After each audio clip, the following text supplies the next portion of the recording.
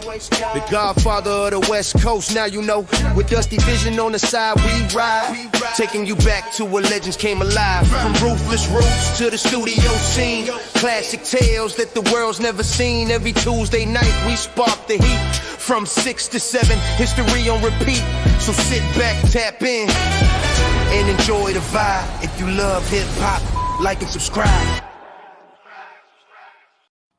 Hey, folks, from the West Coast to the East Coast and everything between, folks. You are live with Lonzo, the godfather of West Coast hip-hop, and my main man, the homie, the Gemini twin, Mr. Dusty Vision. What's up with you, Dusty?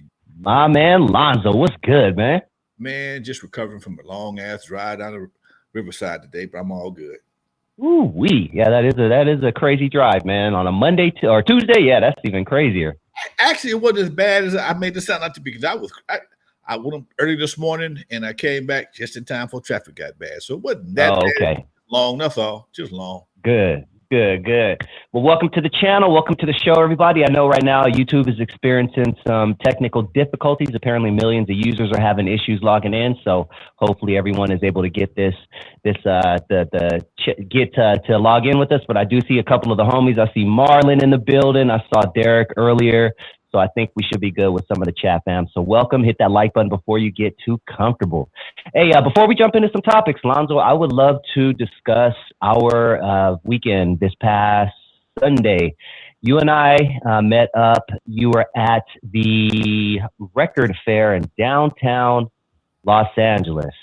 And if you've never experienced this and you live in Los Angeles and you love hip hop, you got to go check this out. They do it once a month. I had no idea this thing existed, but I connected with so many people. Ladies and gentlemen, when I'm talking about regular people like Professor Griff from Public Enemy walking around, Psycho Les from Beatnuts, I mean, Living Legends, Project Blowed. It was such a really, really good time. So I want to tell everybody out there to check out the record fair in downtown LA. They do it once a month. I don't know the dates, but I want to talk about you specifically, Lonzo, because thankfully you got to sell some of your records. I know you got a good crate out.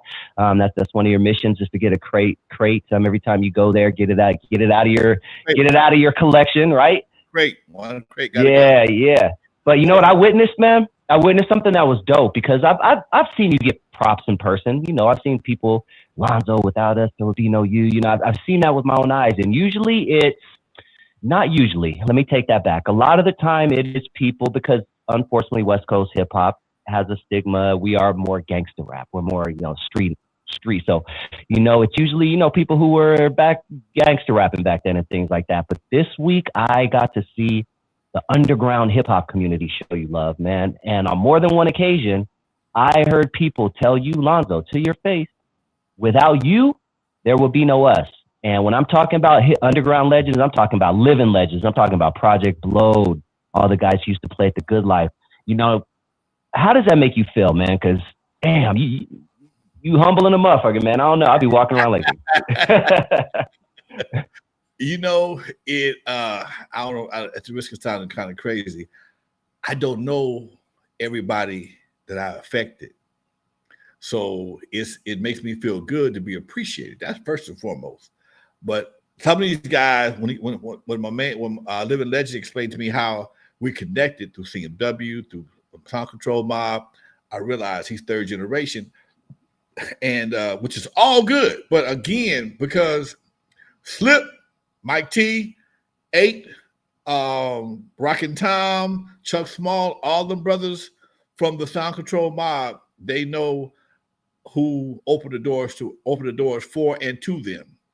And I appreciate that from them, because those cats, when I call one of them, they answer the phone. They answer the phone. I just spoke to Slip the other day in regards to Mike T's service. We had a long conversation, a brief conversation about that. But again, to see cats who I've heard about but never met pay homage, that's a different level, Doc. Especially when they're like I told Living Legend, it's one thing for Dre them to be under my wing and go become gangsters, but y'all saw something different and went a different direction. So that's just a whole level of impact that I had no idea I had, man. So I can't help but feel good about it. Yeah. Do you remember? I know you were, still in the business, but mainly focusing on your clubs and things like that. But do you remember the Good Life? Do you know anybody attached to it? Can you talk to us about what you remember about the Good Life from your own eyes? It's like maybe Thursday nights or something like that off of Crenshaw and Was it Crenshaw. MacArthur Park? I can't remember. No, it No, wasn't MacArthur Park. yeah, well, no, there was on Crenshaw and Exposition. Okay, gotcha. I knew B Hall, the lady who ran Good Life. So she was she and I hooked up, had met at one time. She was one of the promoters for Good Life. And she was just a nice lady, and she gave folks a platform to do their thing. And I didn't make it over there a whole lot. I went over there a few times to check it out, and I realized then it was a different flow of hip hop, different clientele, a different mentality of hip hop. And that's the part that I appreciated. It showed diversity in hip hop, and that was for me that was very impressive. Yeah, it was dope. And one thing I liked about that in hindsight is that if you wanted to rap there, you wanted to get on that stage, you couldn't cuss. If you cussed, you got kicked out, period. And everybody, for the most part, respected that. That was B. She had, and here's something else I got to say. When you have another generation guiding another generation, you get rules and regulations. Because her respect, the respect they had for her, made them not cuss. They understood the rules. All right, I'm gonna step on stage. I ain't cussing because Miss B said we can't do this. And it's one thing when you have a responsible adult in charge, and another thing when you have a bunch of kids in charge of themselves. Nobody's going to hold up the guardrails. It ain't going to happen. Yeah, definitely a great time in hip hop. And shout out to Sun Squad Jones. The hat says I love underground hip hop. Once again, if you get a chance to check out the record fair in downtown LA, please do it, man. I took a second back and just appreciated it. Damn near brought a tear to my eye, Alonzo. I can't even lie, man, just to know that. Why is that? Because I love hip hop that much, man. Like hip hop saved my life, Lonzo. Hip hop and my son. But hip hop was my companion when no one else was around. I had my boombox, you know what I'm saying, with my tape player, and I would have my Run DMCs and my Easy E's, and I would just listen to them. And I fell in love with this. So to know that in 2026, I see something like this, and it's a great experience, and no one's tripping, and this is hip hop. It really touched my heart, man. I can't even lie. Right. Okay. Much love, Doc. Yeah. I thought it was dope. But let's move on, Lonzo. We got a lot to talk about, man. There's so much going on in the world. First thing is the biggest story right now, especially in the Black community, is we lost Jesse Jackson. So, let's talk about Jesse Jackson, man. I would love to know, we've talked about him in the past, obviously, but now in hindsight, let's discuss the life of Jesse Jackson. So he was around during Martin Luther King era, right? When did you, as a young man, start hearing Jesse Jackson's name more? Early in life, man. 10, 11 years old, dude. He was another civil rights leader in the community. I've never talked to him personally, but I've been in his presence.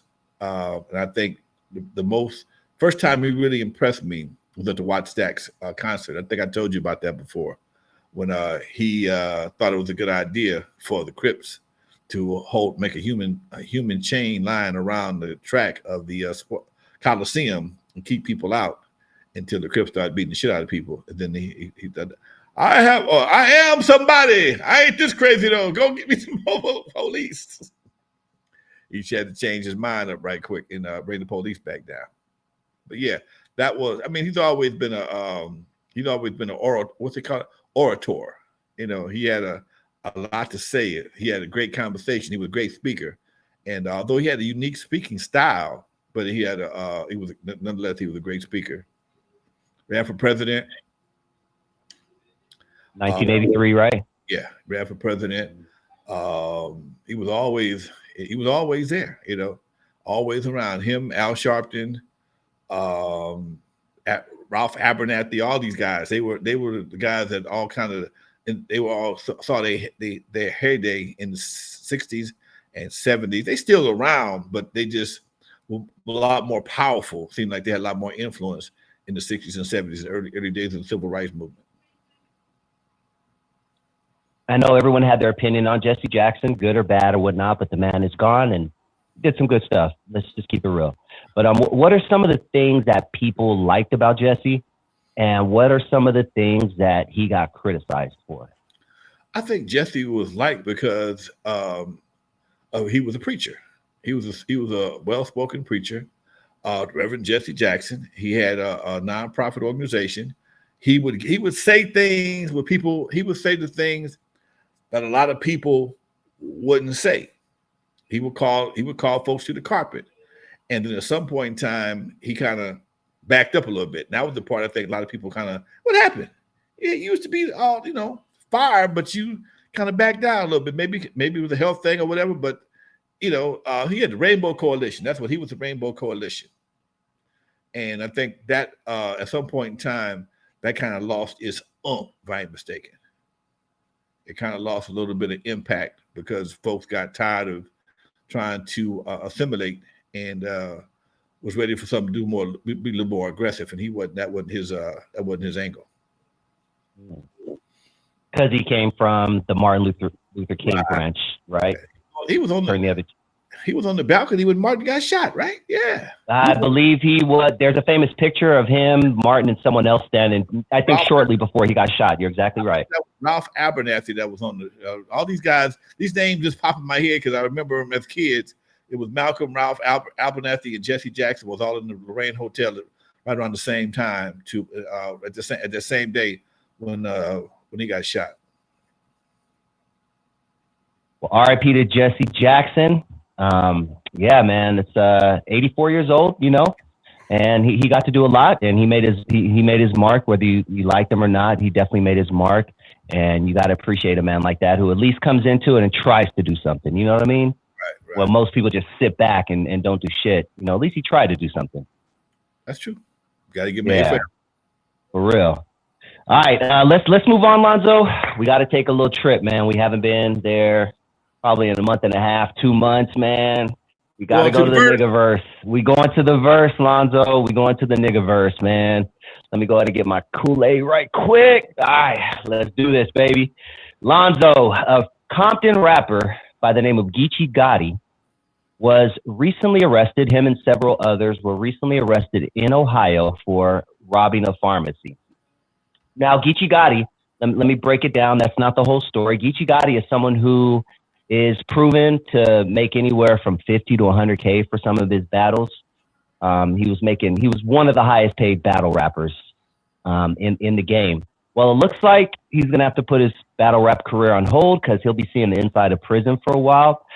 So that was last week, Lonzo. But just recently, an old interview came back to haunt Geechee Gotti. And it also shows how dumb niggas are, by the way.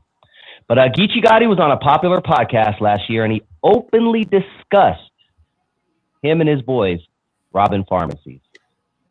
Some are saying this is one of the clips that may have got him arrested. I'm going to go ahead and play this Geechee Gotti on Queen's Flip talking about robbing pharmacies back in the day. In the car, like saying, I always hear about me robbing the Walgreens, and at the time they get it. They're like, what you in there doing? What they got? Like, you know what I mean? I'm gonna keep it 100. You know what I'm saying? At the time, we in there trying to get the pills. You feel me? The lean, everything. That's what these is doing. That's what they popping. That's what they own. You dig what I'm saying? So that's what's popping with. Like, so we go get it. We booming. I done already did this before. You know what I'm saying? Like, this is so it's second nature. So you a pharmacy robber. I'm feeling like what? You pass your drinks, you rob pharmacy. No, I ain't gonna say I do. Listen, I did at that time. Is it the old school way, like, or it's going in there while it's closed? Yeah.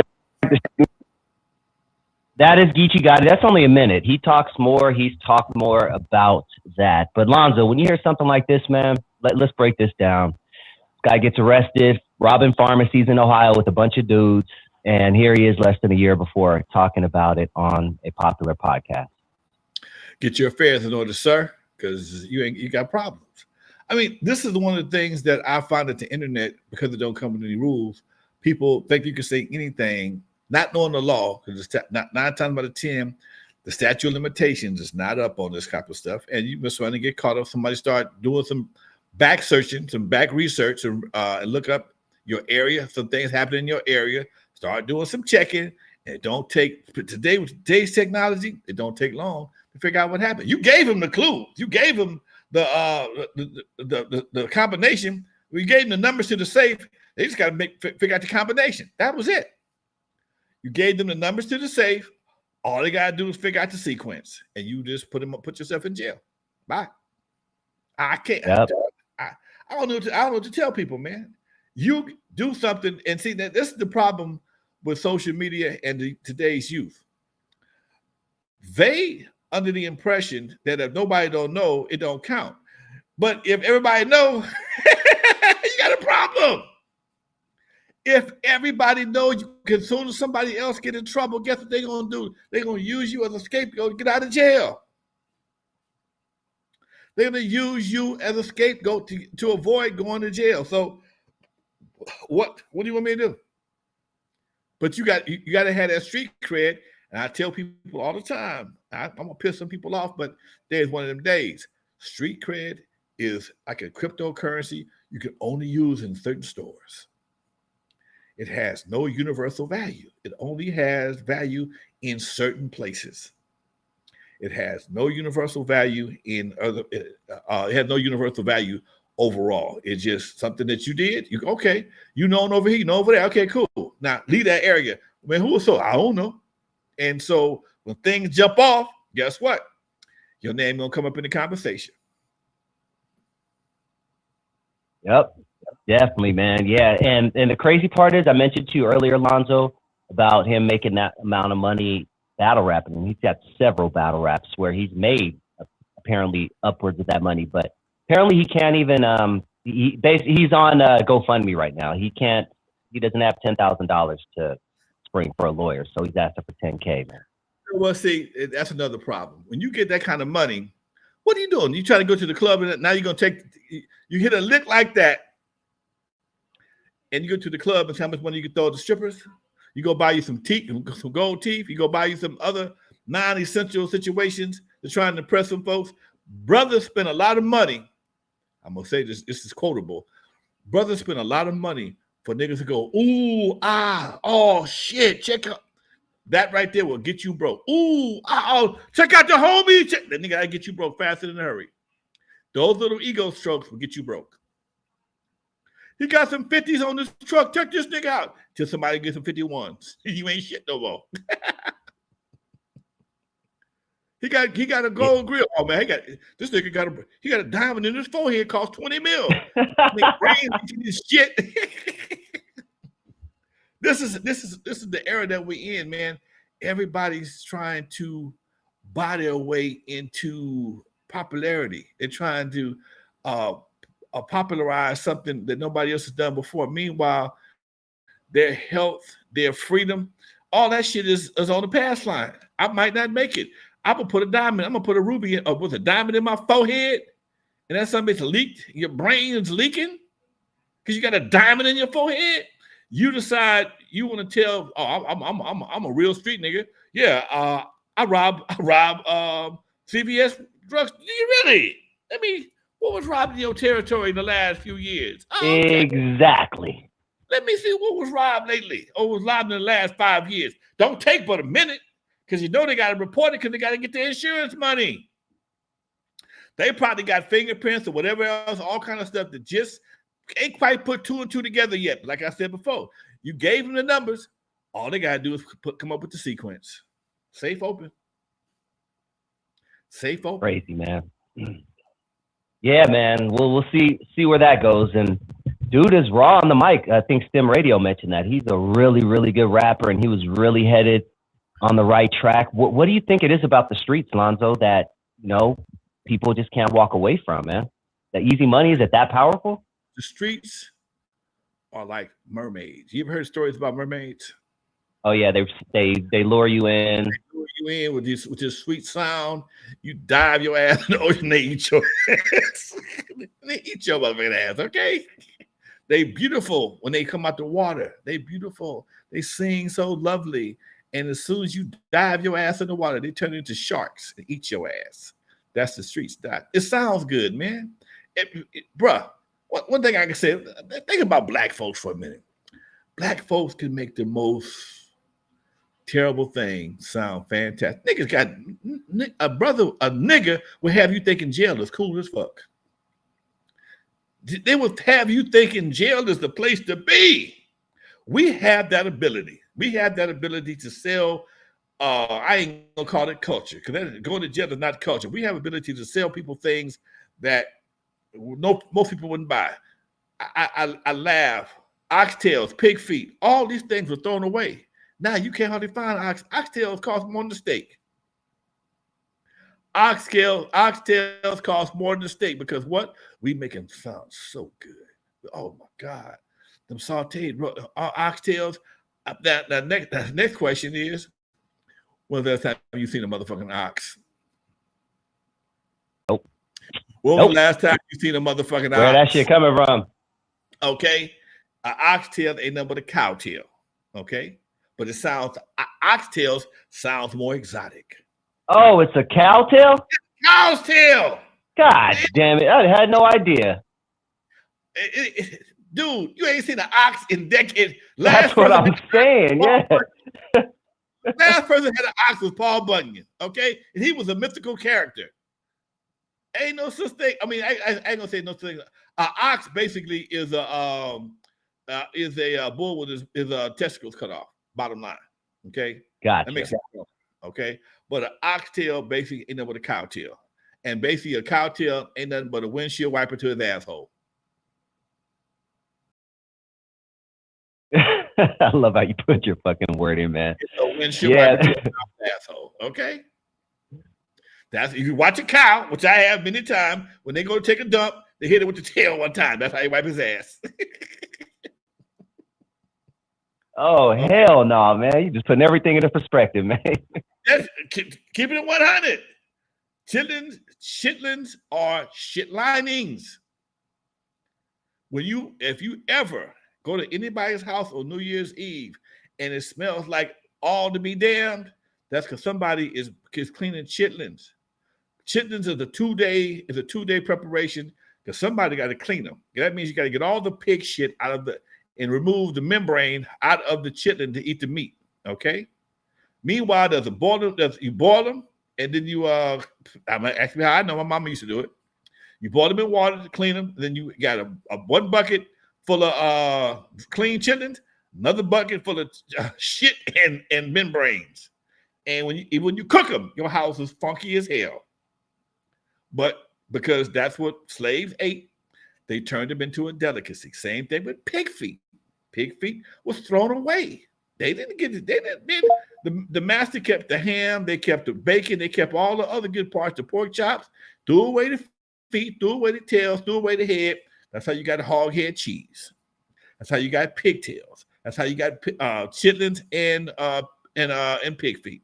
Come on, man. But because we are some colorful people, we are colorful in our language. Man, we're gonna get some pig feet, some hog maws, some hog head cheese, give me some crackers, man. And you're like, yeah, that shit sound good.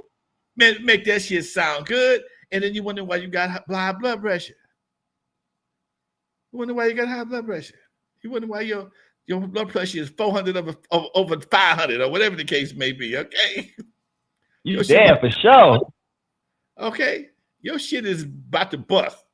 But because we are so colorful in our language and so our inflections, the way we sell things, man. Oh man, give me some hot sauce and some pig feet. Oh man, and some pigtail. Man, shit. Give me a beer. Oh, Negro, it's going down.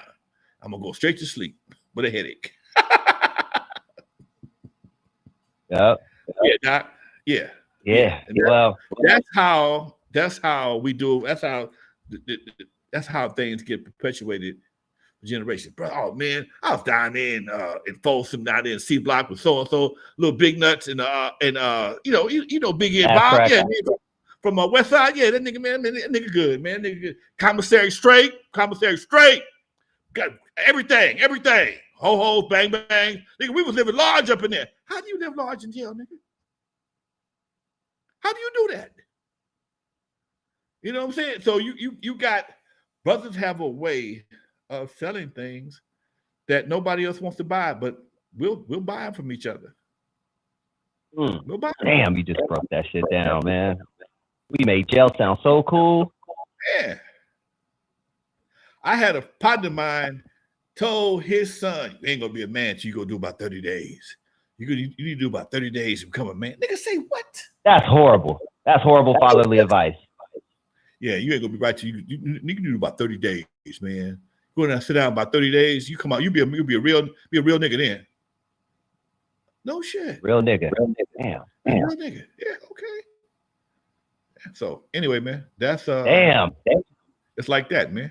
Yeah, you know, and people are going to be saying free Geechee Gotti, free Geechee Gotti. I'm already seeing it everywhere. But what is it with us and free the criminal? I think we're the only group that does that, man. We always assume, we always want to believe that they didn't do it. Most of the time, the motherfucker did it. Most of the time, that motherfucker did it. Okay. And, you know, we've been done so wrong over the past. So many brothers have been falsely accused, falsely incarcerated, and, you know, people just get the benefit of the doubt. And sometimes there is justification to support free so-and-so, free so-and-so. But a lot of times, you're wasting the ink on your sign because that nigga did it. Yep. Yeah, man. Well, there it is. Free. I'm gonna say free Geechee Gotti, obviously in satire, but you know, if he did it, and we'll see how that goes. All right. You know what? We're almost halfway through the show. Let me go ahead and reset. Tell everybody to hit that like button if you haven't already. We have 30 people in the building. It looks like YouTube is back up and running, baby, and you guys are logged in. 32 people in the building. So I need all of you guys to hit that like button. That is the most important thing you could do for us. And if you're feeling real generous, there's a $ right before the chat. Just click on it and shoot the channel a few bucks. We'd really appreciate that. But it's good to see all the regulars. You are tuned into N.W.A. Stories with Lonzo. I am Dusty Vision. And at 7 p.m., I want you guys to join me on my channel right here after the show. We're going to be talking hip-hop controversies. And tonight, one of them is, did Biggie Smalls steal his style from a Mississippi rapper? We're going to be investigating that as well as some other stuff. We're going to be talking about EAZY E versus the Dog Pound, Diddy versus the Locks.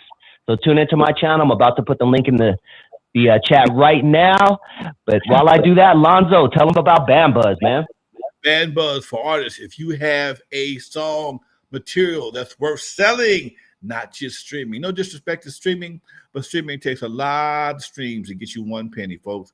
With Band Buzz, you need to see one fan to get paid. One fan gets you whatever your price is, whether it's $1, $5, whatever the case may be. If you have a fan base that wants to talk to you while you're in the studio, you can charge for meet and greets. You can charge for live conversations. Money comes straight to your account immediately. That's right. Just like Cash App, just like Zelle, you're hooked up where when somebody wants to buy your product or buy your do a meet and greet, go straight to your account. Check it out, folks. There's an old saying called sandwich or song. We're going to start a program called Sandwich or Song. Me and the owners of Band Buzz will be listening to music, and we want y'all to tell us is it worth a sandwich or a song. If you say sandwich, that means the song ain't worth buying. If you say song, that means somebody going hungry for lunch. Tell everybody where that came from, Lonzo, because that's an old industry saying, right? That came from Motown. That was the thing they would do at Motown. Motown, Mondays was music day in Motown. Barry Gordy would bring all the songs that was recorded the previous week, bringing all the producers, all the artists, whoever was available, and he would play the song. And depending on the response, hey, man, would you rather buy this? If you down to your last money, you buying the sandwich or you buying a song? You buying the song, you buying the sandwich. And if you were walking out there with your jaws tight full of food, that means the song wasn't that hit. Don't mean it was a bad song, just mean you rather eat this sandwich than buy the song. And we're going to start a program called Sandwich or Song, probably going to be on YouTube. But yeah, that's coming real soon, Sandwich or Song. So if you make music that people want to buy. If you have people in your fan base that want to purchase your music and not just stream it while everybody else is charging subscription fees, advertising, and giving you pennies on the dollar. Come on, man. Come on, dude. Come on. This week right here for me, just so you know, this week is a royalty week for me, royalty month.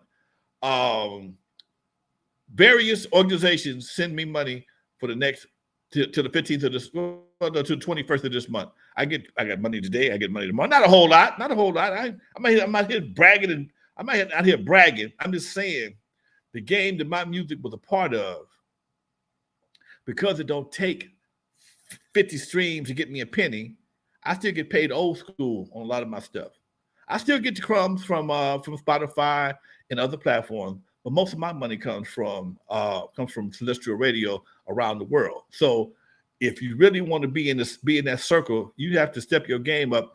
And hey, man, get your Band Buzz app while it's free. When you're doing your gigs, tell folks, hey man, you like what you hear?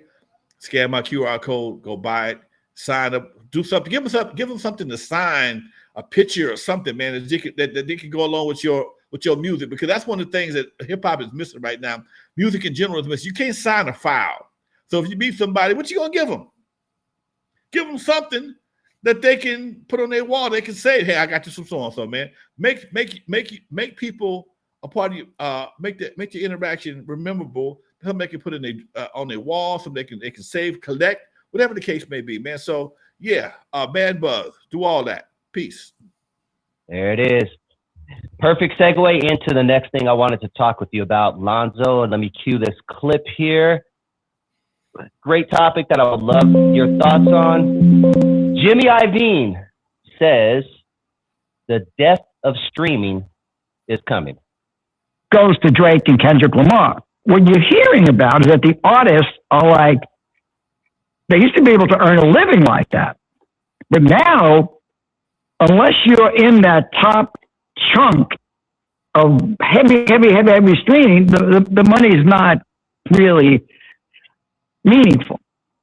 So that's a problem they have to fix. There's no question about that. But there's a lot wrong with streaming, in my opinion. It's one-dimensional. It's an ATM machine. You put your money in, you get your music. They don't do anything for the artist.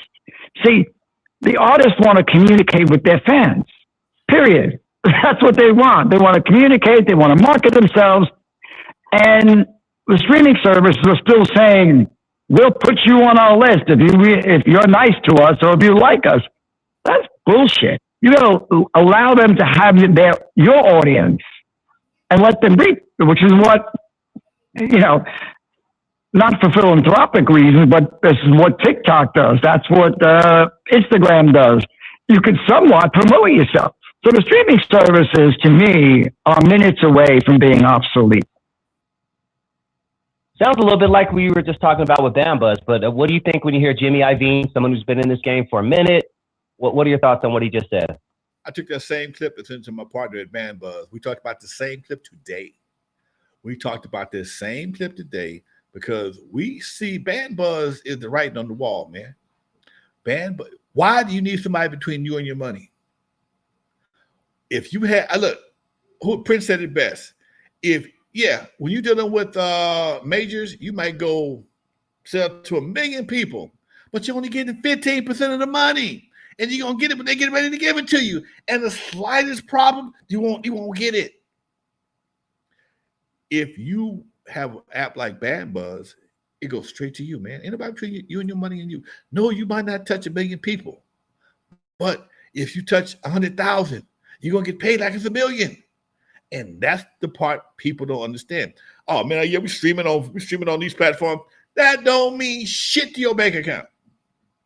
Meanwhile, the streaming platforms charge $9.95 to stream, plus they get all the commercial money. You don't get shit. And it takes 50, 45, 50, 60 times to get a penny. That's disrespectful, man. That's disrespectful. BMI ASCAP Celestial Radio is 7 to 8 cents per play. That's what it comes out to be. 7 to 10 cents, something like that per play. Don't hold me to the exact figure, because I know it's 7.5 or something like that. Plus, if you sell a product, you got mechanicals. So it was all kind of money. There's no mechanicals. There's very little money in mechanicals in the digital world. I get paid from MLC, which is Mechanical Licensing Corporation. They give me my biggest. They give me a quarterly check, and if I get $1,000, I'm a happy camper. Okay, if I get $1,000, I'm a happy camper. BMI still give me the most money. For airplay, for play. BMI still give me the most money. The streaming services, yeah. I'm not a big proponent of it. I agree with Jimmy. At some point in time, artists are going to wake up, because it makes no sense. It makes no sense. No disrespect to anybody how you make your music, but it makes no sense to go into the studio and hire union musicians, go into a Larrabee type studio, a sound exchange, soundboard studio, whatever the case may be. Work on a SSL board, do whatever it has to be done, and hiring real musicians to get pennies on the play. Man, come a fraction of a penny on the play. That makes no sense. None. I've been listening to Teddy Riley's audiobook for the last 2 days. Teddy Riley, one of the baddest boys. Man, come on, dude. Bad boy, hip hop, R&B. He's the top 3 for me. And because of the way the music has changed, he had to change how he approaches music, because it's not as beneficial as it used to be. That man went through a lot between Gene Griffin and getting ripped off from other people. He went through a lot. But again, even now, he's coming back. But because the money is so messed up, streaming has changed the game. Even on my documentaries, I don't make a lot of money on. I ain't seen the check yet on a documentary. I ain't lying. I ain't seen one yet. The first one we got was $100. Okay, so why would anybody spend like they did on your girl's documentary, or $47 million for a documentary? You're not getting that money back. The president's wife. Oh, okay. I think it was like she got 47 minutes, but another 37 for something else for production. You're not getting that money back on a documentary. You're not doing it. I don't know what Dre and them got for a Defiant Ones, but they probably got a good run on that. That was a 3-part documentary. They probably got a good run on that. Okay, but again, if you're not some major, you're not getting that money back. So then you're stuck with, in some cases, less secondary artists, people who record in the bathroom and don't care about it. They just want to hit themselves on the radio. Oh, that's my shit right there. I'm streaming. I got some streams. Okay. How many? Oh, I got 50 streams. Hey, here go your penny, sir. Get the fuck out of here with that bullshit. Here's your penny. Here's your penny. I got 50 streams. When I have 50 plays, I'm gonna get. It's gonna be worth the stamp, man. It's gonna be worth the stamp for them to see me. It's gonna be worth them to go to their account and push send for my direct deposit. But this penny, fractions of a penny per play, man, that's stupid and disrespectful to the art form. Go ahead. Yeah. You know what? I would love your thoughts on this, Lonzo. I don't know how I feel about this, man, but I would love to know what you think. Gene Simmons of Kiss says that hip hop does not belong in the Rock and Roll Hall of Fame. The fact that, for instance, Iron Maiden is not in the Rock and Roll Hall of Fame when they can sell out stadiums, and Grandmaster Flash is. Right. Ice Cube and I had a back and forth, and he's a bright guy, and I respect what he's done. It's not my music. I don't come from the ghetto. It doesn't speak my language. And I said in print many times, hip hop does not belong in the Rock and Roll Hall of Fame, nor does opera, symphony orchestras. How come the New York Philharmonic doesn't get the Rock and Roll? Because it's called the Rock and Roll Hall of Fame. But he shot back and said, no, it's the spirit of rock. Okay, fine. So Ice Cube and Grandmaster Flash and all these guys are in the Rock and Roll Hall of Fame. I just want to know when Led Zeppelin's going to be in the Hip Hop Hall of Fame. Oh, you can't do that. Oh, really? What do you think, Lonzo? Well, being in rock and roll was made by a black man. Bite me. Rock and roll was made by a black man. Y'all kind of lifted that too. We ain't tripping, but let's keep it 100. Chuck Berry was one of the fathers of rock and roll. Chuck Berry, Little Richard, they were the fathers of that Richard, shit. yep. Okay, so y'all kind of lifted the shit and took it to a different direction. But on the other side of the coin, I understand what he's saying. You wouldn't put rap in the country and western rock and Hall of Fame. You wouldn't do that. So you wouldn't put Kiss in the Opera Hall of Fame. So maybe he has a point, but again, since things are so convoluted and been lifted and been colonized, maybe your point may be a little bit mute. But again, you have limited. After a while, you're gonna run out of people. That's your problem. You might run out of artists that's going to qualify for the Rock and Roll Hall of Fame. And the Rock and Roll Hall of Fame, although it's a nonprofit, it's still a business, and they're trying to get as many people as possible. So as rock and roll fans start to fade out, you got to introduce some other categories. Okay, and that's my opinion. But I do believe hip hop does deserve its own Hall of Fame. That's for sure. And Kiss won't be in it. That's just like people say, "Well, what do you need historically black colleges?"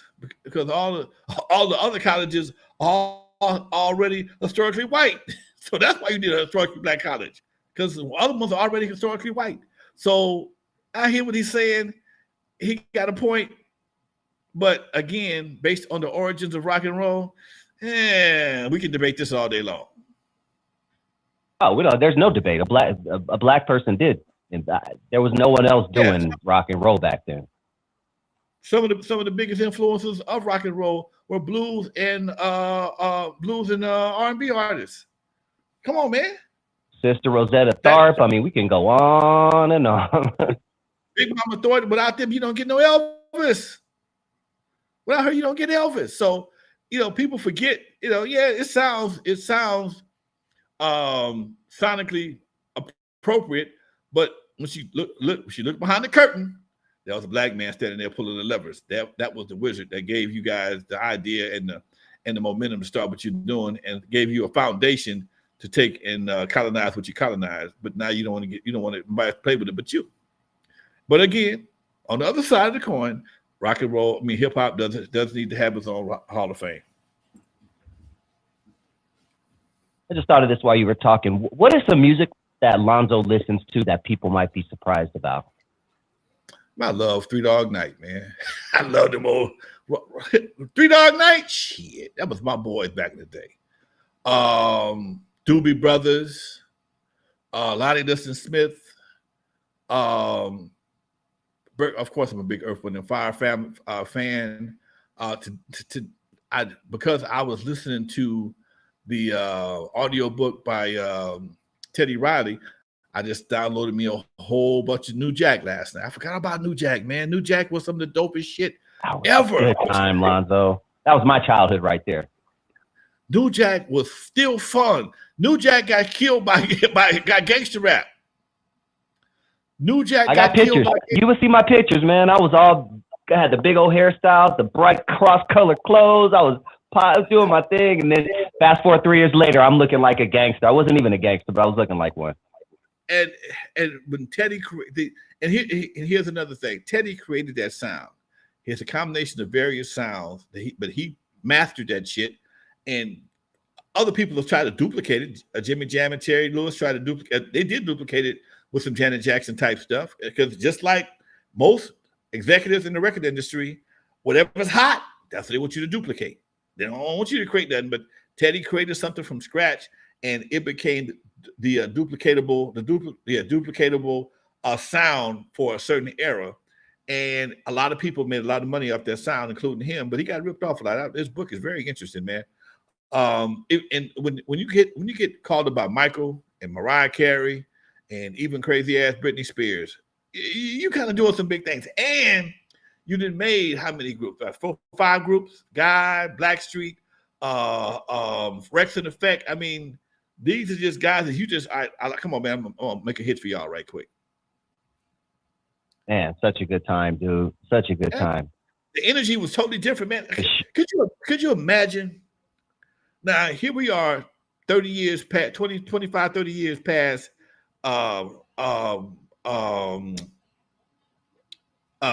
New Jack, and now we got trap. Ain't got no soul to it. None. Don't have no. I was at an event. That's why Saturday. AI's taking over. I was at an event Saturday, man, and this guy was on the, he was on the stage, and I felt sorry for him. He was just, ain't got no hook, ain't got no rhythm, but you got the hi-hat and the kick drum. That's all you heard was the hi-hat and the kick drum. And nobody wants to tell these folks that the emperor has no clothes, because if you do, you're a hater. No, I'm not a hater. I have taste, and that ain't it. That is certain things that have a limited shelf life. And certain things are evergreen. You know what the term evergreen means? Of course, forever. It will be around forever. It will be around forever. The most evergreen song I can tell you about right now is "Before I Let You Go" by Maze. That song ain't going. That's the Negro national anthem. Okay, that and Ozzy Brothers, "For the Love of You" are the Negro national anthems of any adult party. You got to play them 2 songs. You have to.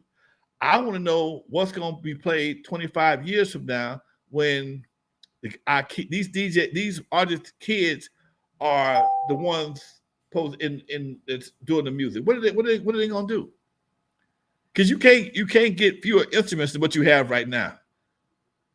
They're going to be whistling and just farting? Because right now you got bass, you got kick drum, hi-hats, and maybe a chord from time to time. Background vocals, ain't no melodies, ain't no, and it's like, why are you making this?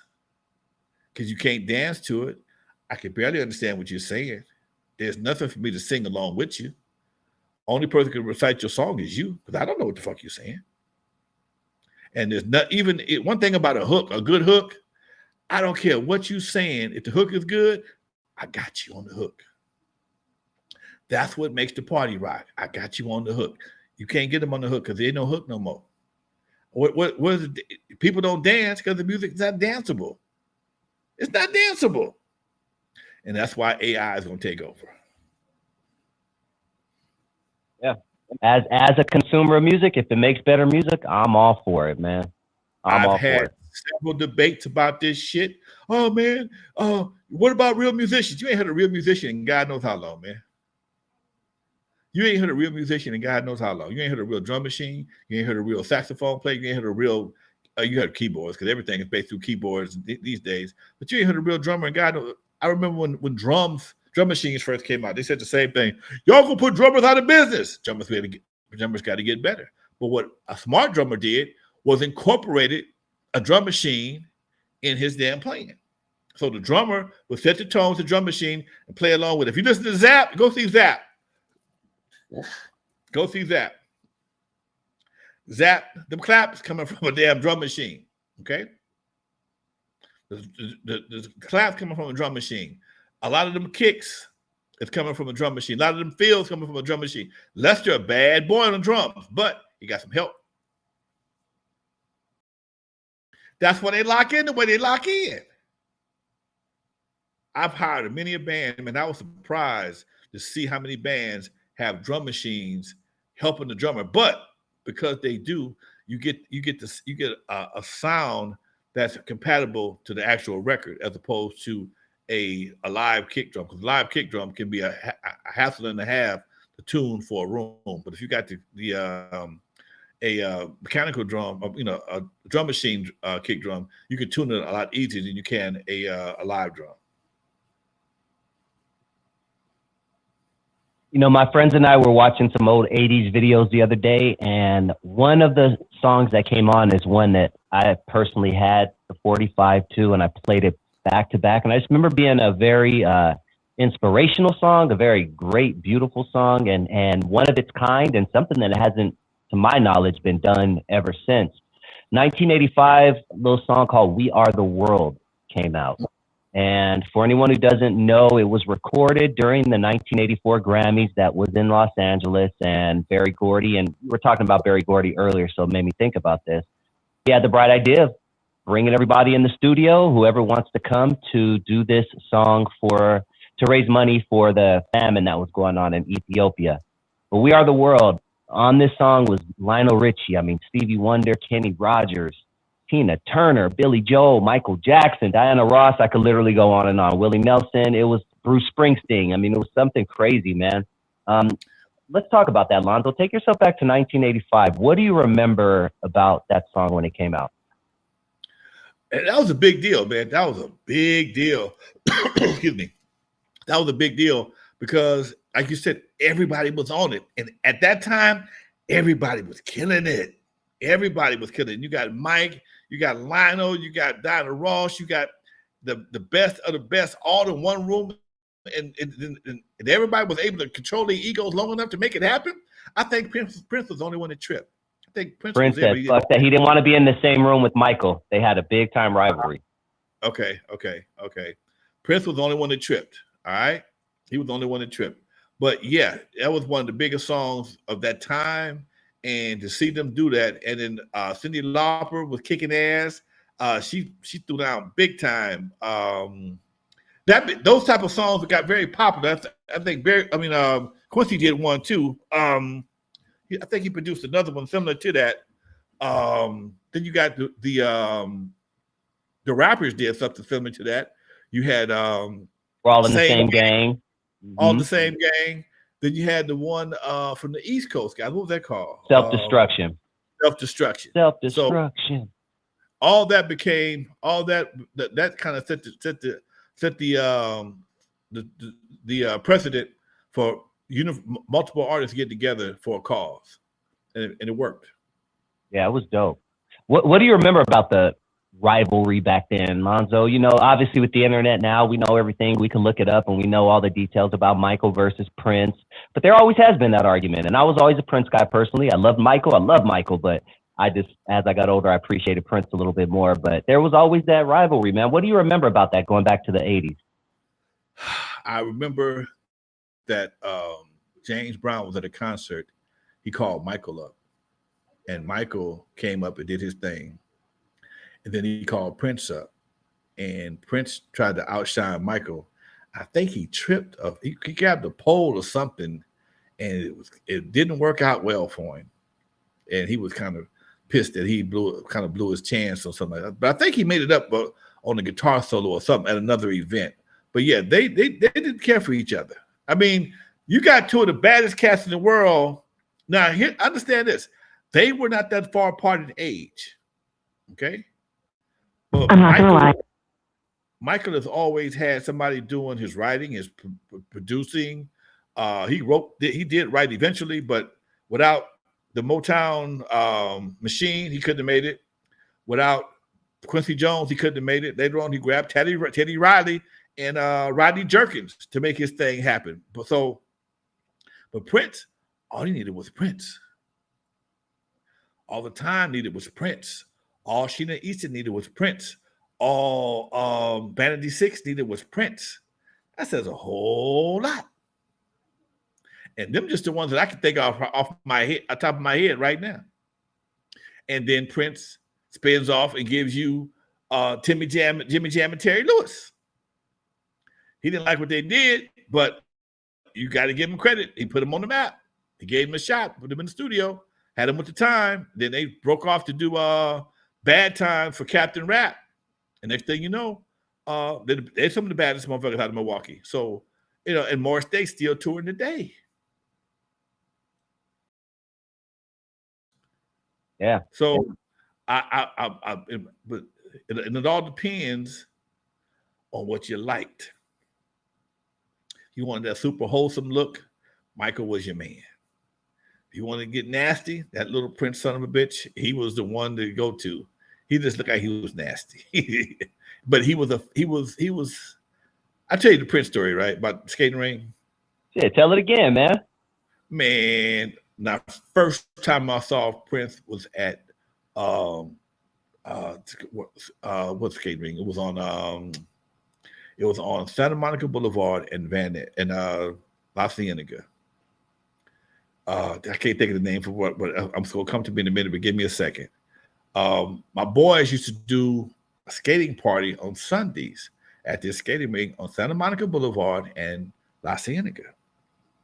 And they brought Prince in to do a show in the afternoon on Santa Monica and La Cienega. Prince come out wearing this trench coat, the G-string, the leggings. And Is it called flippers? Flippers, yes. Damn. Thank you. I just looked it up. Flippers, roller boogie, yeah, Santa Monica and La Cienega. Thank you, ChatGPT. They did flippers, okay?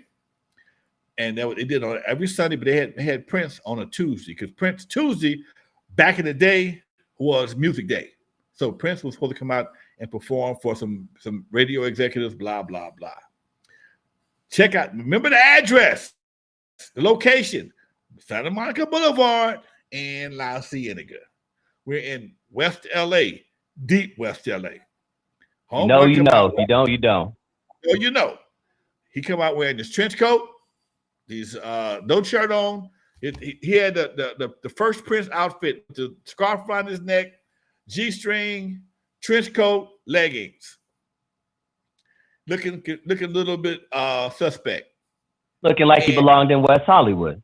Looked like he belonged. Looked like he belonged on Santa Monica Boulevard in La Cienega. All right. And it was a small crowd. Wasn't a big crowd at all. It cost like $7 to get in. And so I got up close to person. My girl she knew about Prince. I didn't know nothing about this little dude. I had no idea. And Prince, if you ever saw this movie, he got that guitar that he strokes that guitar. And at some point in time, shit ejaculates from the guitar. And I'm close enough to get some of that guitar ejaculation on my damn shirt. I was mad as shit. Nigga, we on Santa Monica Boulevard in La Cienega, and you jacking off your guitar, all of a sudden some shit come flying out. This is not a good look on Santa Monica Boulevard in La Cienega from a brother from Compton. Dude, man, Prince, who is this? What the fuck is this shit? Oh man, it was on and popping. It was about to be on and popping for real. True story. Damn, man. That must have been a fun time. What would it have cost you to get into a flippers back then? $7. $7, man. That was a lot. Dude, that was a lot of money. And I was going to say, that was probably a lot back then. That $7 was high as hell. That would be probably $50 right now, $60 maybe, right? Everybody else was charging $4 and $5. They charged $7 because they had Sundays. And the one of the guy's brothers was tied to Soul Train, so he had a lot of people from that Soul Train era. Sometimes the actors show up, so they had a little bit of an edge that gave them a little bit more to work with. So they charged $7. Damn, man. Yeah, that was expensive back then. All right, shoot, man. Lonzo, anything else coming up, man? We got about a minute and a half left. What's new, man? What's next? Man, I got some stuff working with the city of Compton to recognize EAZY E Day on April 7th. Working on Heritage Square for city of Compton. I'll keep y'all posted. I don't know what we're going to do yet. We're going to do something because April 7th is EAZY E Day in Compton. And up until now, nobody has ever done anything to recognize that day. So I just talked to Big A, and we're going to put something together to recognize April 7th in Compton as EAZY E Day. So gotta keep y'all posted. That's dope. That's dope. Shout out to Big A, man. And once again, thank you all for joining the channel. Please make sure you guys hit that like button before you head out. It's really, really important. And please hit that subscribe button if this is your first time joining the channel and you like what you hear. And I want all 30 of you to join me in about 1 minute on my channel. We're going to be talking hip hop controversies. The link is in the chat. I can't wait to see you all over there. Lonzo, you want to hit him with that outro, man? All right, folks. For those who never heard of me, I'm the first one to put Dr. Dre in the surgery, stuck Ice Cube in the freezer until he got cold. On the eve after dark, 50-yard line to Super Bowl. In the movie Straight Outta Compton, they played me like a hater of rap. Don't believe that Hollywood bullshit, because it was all cap.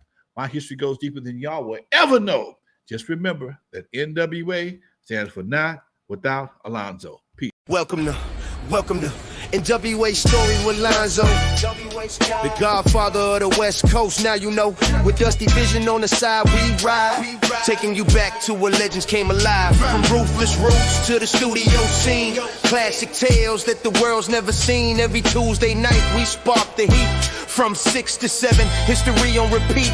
So sit back, tap in, and enjoy the vibe. If you love hip hop, like and subscribe.